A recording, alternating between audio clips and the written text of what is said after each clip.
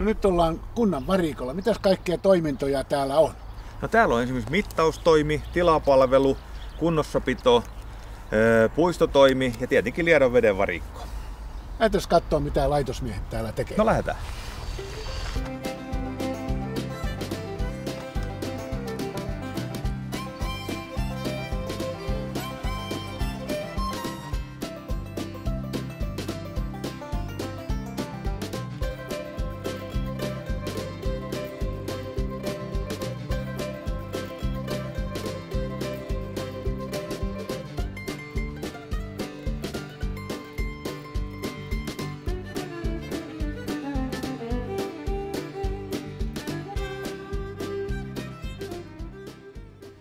Nyt me olemme Liedon veden varastolla tukikohdassa ja Aki kertoo meille, mitä kaikkia Liedon laitosmiehet tekevät.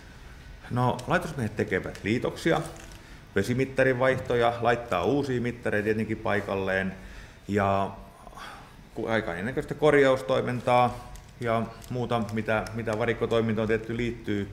Venttiili ja kaikkea laitetaan hyllyyn. Onko täällä 70-luvun putkiston varausia? Meillä pitäisi olla hyllyssä kaikki varaosat. On putket, liitososat, venttiilit ja niin edelleen. Kun putkirikko tulee vaikka keskellä yötä, niin me pystytään se saman tien korjaamaan. Tai juhannusaattona? Juhannusaattonakin välillä oltu töissä. Hienoa. Kaikki löytyy hyllystä. Kiitos. Kuvassa on kaukovalvonnan ruutu. Ja se lienee apuväline tähän päivystystoimintaan. Vähän niin kuin palokuntalaistyötä. Mitä laitosmiehet tekevät päivystyksessä? No pojat päivystää viikon kerrallaan ja 247.